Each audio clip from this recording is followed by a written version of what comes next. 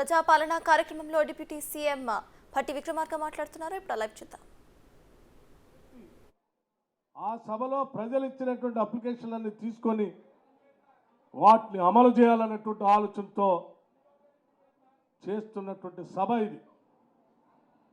ఈ సభకు సంబంధించి సభలో ఉన్నటువంటి ప్రజలందరూ కూడా ఇల్లు లేనటువంటి పేదవాళ్ళు, పెన్షన్ రానటువంటి పేదవాళ్ళు, అట్లాగే అనేక గ్యారంటీలు, గృహజ్యోతి పథకం కింద రావాల్సిన కరెంటు సంబంధించిన కార్యక్రమం, అట్లాగే మహిళలందరికీ మహాలక్ష్మి కార్యక్రమం, రైతు భరోసా కార్యక్రమం, అనేక కార్యక్రమాలు ప్రజలకి సంబంధించిన, పేద వర్గాలకు సంబంధించిన, మధ్యతరగతి కుటుంబాలకు సంబంధించినటువంటి ఈ పథకాలు ప్రజలకు అందించడం కోసం ఈరోజు కాంగ్రెస్ పార్టీ అంకిత భావంతో ఈ ఇంధన రాజ్యం ఈరోజు అప్లికేషన్, ప్రభుత్వం మీ దగ్గర అప్లికేషన్లు తీసుకొని వాటి అమలు చేయటం కోసం ఏర్పాటు చేసుకున్నటువంటి కార్యక్రమం ఇది. మిత్రులారా, నేను మీ అందరికి ఒకటే విజ్ఞప్తి చేస్తా ఉన్నాం. ఇది మన ప్రభుత్వం, ఇది ప్రజల ప్రభుత్వం, దొరల ప్రభుత్వం కానే కాదు. ప్రజల కోసం, ప్రజల చేత, ప్రజల యొక్క ప్రభుత్వం ఇది. ప్రజల కోసం ఇల్లు లేని పేదవాడికి ఇల్లు ఇవ్వాలని ఏర్పాటు చేసుకున్న కార్యక్రమం. చాలామంది ఈరోజు ఎదురు చూస్తూ ఉన్నారు. కాంగ్రెస్ ప్రభుత్వం వచ్చింది, పేద ప్రజలకు చెప్పినటువంటి సంక్షేమ కార్యక్రమాలు, అభివృద్ధి కార్యక్రమాలు, 6 గ్యారంటీలు అందకుండా ఉంటే మాలాగనే 10 సంవత్సరాలు మేమిచ్చిన హామీలు చేయకుండా ఉంటే బాగుండని కోరుకుంటూ ఉన్నారు. అలా కోరుకొని పేదవాళ్ళకి ఎవరికి ఇల్లు రాకుండా, పెన్షన్ రాకుండా నాకు ఇప్పుడే చెప్తా ఉన్నారు, ఓ మిత్రుడు చెప్తా ఉన్నాడు, గత 9 ఏళ్లుగా ఈ గ్రామంలో ఒక రేషన్ కార్డు కానీ లేకపోతే ఒక ఇల్లు కానీ శాంక్షన్ చేయనటువంటి ఒక దుర్మార్గపు పాలన 9 ఏళ్లుగా చూసాం.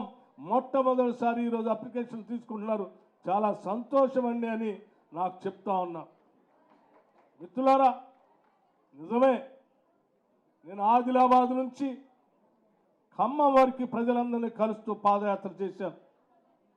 చేసిన ప్రతి సందర్భంలో అనేక మంది మహిళలు వాళ్ళ బాధలు చెప్పుకుంటూ, అయ్యా మన రాష్ట్రం వస్తే మా జీవితాల్లో మార్పు వస్తుందని ఆశించాం, అయ్యా మన రాష్ట్రం వస్తే మన బిడ్డకు ఉద్యోగం వస్తుందని ఆశించాం, అయ్యా మన రాష్ట్రం వస్తే మాకు ఇల్లు వస్తుందని ఆశించాం, అయ్యా మన రాష్ట్రం వస్తే మేమంతా తలెత్తుకొని బతకొచ్చని ఆశించాం. కానీ ఇవేమీ రాకపోగా మాకు పంచిన భూముల్నే ఈ ప్రభుత్వం లాక్కుంటా ఉంది. పేదవాళ్ళకి పంచినటువంటి భూములు, ఇల్లు ఇస్తా అని చెప్తే ఇల్లు అడుగుదామని పోతే అక్రమంగా కేసులు పెడతా ఉన్నారు. ఉద్యోగం రాలేదని అడిగితే తప్పుడు కేసులు పెడతా ఉన్నారు, వేధిస్తూ ఉన్నారు, ఇబ్బంది పెడతా ఉన్నారు. ఈ ప్రభుత్వం నుంచి విమోచన కల్పించి ఇందిరమ్మ రాజ్యాన్ని తేండి మీకు అండగా ఉంటామని అడుగడుగున నా పాదయాత్ర సందర్భంగా ఈ రాష్ట్ర ప్రజలందరూ ఆశీర్వదించి పంపించి ఈరోజు కాంగ్రెస్ ప్రభుత్వాన్ని తీసుకొచ్చుకున్నటువంటి మీ అందరికీ ఈ రాష్ట్ర ప్రభుత్వాన్ని, పాలనని, ఈ సంపదని ప్రజలకి అంకితం చేయటం కోసమే ఈ ప్రజాపాలన. ఈ పాలన ప్రజల కోసం. అందుకోసమే ఈరోజు చెప్పాము చాలా స్పష్టంగా, కొన్ని సంవత్సరాలుగా అప్లికేషన్ పెట్టుకోవాలని, కొన్ని సంవత్సరాలుగా ఇల్లు లేనటువంటి వాళ్ళు పెద్ద ఎత్తున వస్తారు కాబట్టి ఒకటే కౌంటర్ పెడితే ఇబ్బంది ఉంటుందని చెప్పి ప్రతి 100 కుటుంబాలకి ఒక కౌంటర్ పెట్టాలని, ప్రతి ఊర్లో కూడా, ఇదే ఎక్కడ మండల హెడ్ క్వార్టర్లో కాదు, ప్రతి ఊర్లో కూడా ప్రతి 100 కుటుంబాలకి ఒక కౌంటర్ పెట్టాలని, దాని సరిపోయే కౌంటర్లు పెట్టి ప్రతి కౌంటర్కి అధికారిని నియమించాలని, 6వ తారీఖు వరకు అప్లికేషన్ తీసుకోవాలని చెప్పి రాష్ట్ర వ్యాప్తంగా స్పష్టమైనటువంటి ఆదేశాలు ఇచ్చాం. ఎవరి ఇబ్బంది పడాల్సినటువంటి అవసరం లేదు. మీరు మీ అప్లికేషన్లన్నీ ప్రశాంతంగా అందరూ ఆయా కౌంటర్లో ఇవ్వండి. నేను మీ అందరికీ ఒకటే మాట ఇస్తా ఉన్నాం. ఈ ప్రభుత్వం ఒక్క వర్గానికో ఒక వ్యక్తులకు సంబంధించినటువంటి ప్రభుత్వం కాదు. ఈ ప్రభుత్వం అందరిది, అందరి కోసం చేస్తాం. గత ప్రభుత్వం లాగా మా పార్టీలోకి వస్తేనే ఇల్లు ఇస్తాం, మా పార్టీలోకి వస్తేనే పెన్షన్ ఇస్తాం, లేకపోతే మా పార్టీలోకి వస్తే అది చేస్తాం ఇది చేస్తాం, మా కండం వేసుకోండి అని చెప్పి బెదిరించేటువంటి పరిస్థితులు కూడా ఉండవు. ఇది అన్ని వర్గాలకి అర్హత కలిగినటువంటి అందరూ అప్లికేషన్లు పెట్టుకోవచ్చు. ఏ పార్టీకి సంబంధించినటువంటి వాళ్ళైనా, అది కాంగ్రెస్ వాళ్ళు కావచ్చు, టీఆర్ఎస్ వాళ్ళు కావచ్చు, బీజేపీ వాళ్ళు కావచ్చు, సిపిఎం వాళ్ళు కావచ్చు, సిపిఐ వాళ్ళు కావచ్చు, ఏ రాజకీయ పార్టీకి సంబంధించినటువంటి వాళ్ళైనా ఈ రాష్ట్ర బిడ్డలైతే చాలు, ఈ రాష్ట్ర కుటుంబం అయితే చాలు, తప్పనిసరిగా వాళ్ళందరికీ అందించే కార్యక్రమాన్ని కూడా చేయబోతా ఉన్నాం. భావించండి, ధైర్యంగా ఉండండి.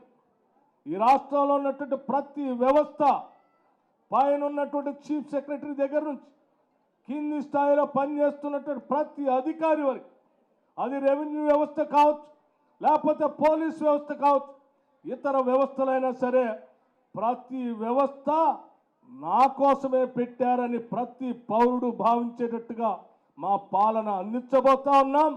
ఈ ప్రభుత్వాన్ని ప్రజలకి అంకితం చేయబోతా ఉన్నాం. అందుకే మిత్రులారా, చాలామంది ఆశగా ఎదురు చూస్తూ ఉన్నారు. కాంగ్రెస్ పార్టీ వాళ్ళు 6 గ్యారంటీలు ప్రకటించారు. ఈ చేయకుండా ఉంటే బాగు, మాలాగనే 3 ఎకరాలు ఇవ్వకుండా ఉంటే బాగు, మాలాగనే డబుల్ బెడ్రూమ్ ఇల్లు ఇవ్వకుండా ఉంటే బాగు, మాలాగనే ఇంటికో ఉద్యోగం చెప్తే ఇవ్వకుండా ఉంటే బాగు, మాలాగనే రాష్ట్రాన్ని దోచుకొని ప్రజలు ఇబ్బంది పెడితే బాగానే ఆశించే వాళ్ళు చాలామంది ఉన్నారు. వారి ఆశల్ని నిజం కానిమో మేము తప్పనిసరిగా 6 గ్యారంటీల్ని తప్పనిసరిగా ప్రజలకి అమలు చేసి తీరుతాం.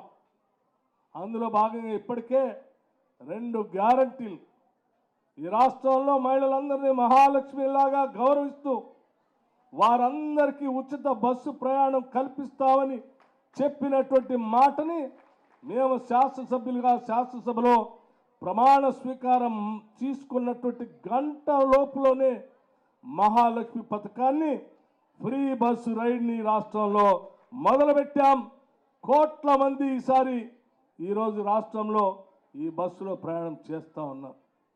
గుడికి వెళ్ళొచ్చు, పిల్లల్ని తీసుకొని బడికి వెళ్ళొచ్చు, బంధువులను కలవటానికి వెళ్ళొచ్చు, లేకపోతే ఇబ్బందికర పరిస్థితుల్లో ఎవరైనా మన బంధువులు హాస్పిటల్లో ఉంటే వాళ్ళని చూడటానికి వెళ్ళొచ్చు. ఎక్కడికి వెళ్ళినా ఈ రాష్ట్రంలో మహిళలందరూ కూడా ఉచితంగా ప్రయాణం చేసేటట్టుగా ఏర్పాటు చేసినటువంటి కార్యక్రమమే ఆర్టీసీ బస్సులో ఉచిత ప్రయాణం మహిళలందరికీ కల్పించాం. దాన్ని దిగ్విజయంగా చేస్తాం. అట్లాగే మనందరికీ తెలిసిందే, వైద్య అవసరాల కోసం ఈరోజు పెరిగినటువంటి ఖర్చులను దృష్టిలో పెట్టుకొని 10 లక్షల వరకు రాజీవ్ ఆరోగ్యశ్రీ కార్యక్రమాన్ని ప్రతి కుటుంబం, అర్హత కలిగిన కుటుంబం సంవత్సరానికి 10 లక్షల వరకు వాడుకునేటట్టుగా రాజీవ్ ఆరోగ్యశ్రీ కార్యక్రమాన్ని పెంచాం. ఇప్పుడు చేసేటువంటి మిగతా కార్యక్రమాలు ఈ అప్లికేషన్లో చాలా స్పష్టంగా మెన్షన్ చేశాం. దయచేసి మీరందరూ ఈ అప్లికేషన్ లబ్ధిదారులు కావాల్సినటువంటి వాళ్ళంతా ఫిల్ చేయండి, కౌంటర్లో అందించండి. వీటన్నిటిని కూడా భద్రపరిచి తప్పనిసరిగా మీ అందరికీ అర్హత కలిగినటువంటి వాళ్ళందరికీ ఈ కార్యక్రమాలు అంది వచ్చేటట్టుగా చేసే బాధ్యత ఈ ప్రభుత్వానిదని మీ అందరికీ సవినయంగా మనవి చేస్తూ కార్యక్రమంలో పాల్గొనడానికి వచ్చిన లబ్ధిదారులకి, అట్లాగే ఈ అబ్దుల్లాపూర్ మెట్ ఈ ప్రాంతానికి నేను ఆ రోజు పాదయాత్రలో భాగంగా ఇక్కడ కూడా వచ్చాను. ఈ గ్రామంలో కూడా పర్యటన చేసుకుంటూ పాదయాత్ర చేసుకుంటూ వెళ్ళాం. ఇక్కడ వచ్చినటువంటి సందర్భంలో ఈ ప్రాంతంలో ఉన్న అనేక మంది ఇళ్ళు లేనటువంటి వాళ్ళు కలిశారు, కాగితాలు ఇచ్చారు.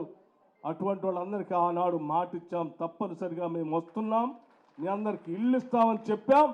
చెప్పినట్టుగా వచ్చాం, మీరు ఆశీర్వదించే ప్రభుత్వానికి వచ్చాం, మీకు మాట ఇచ్చినట్టుగా మేము వచ్చాం.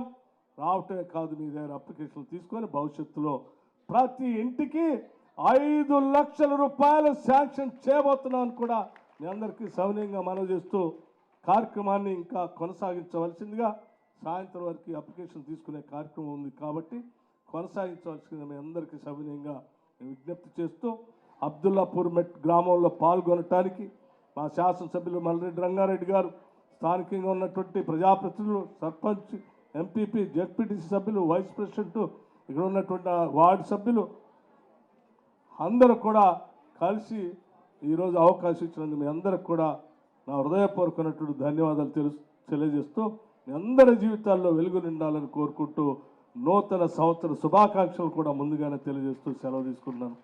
జై హింద్, జై కాంగ్రెస్.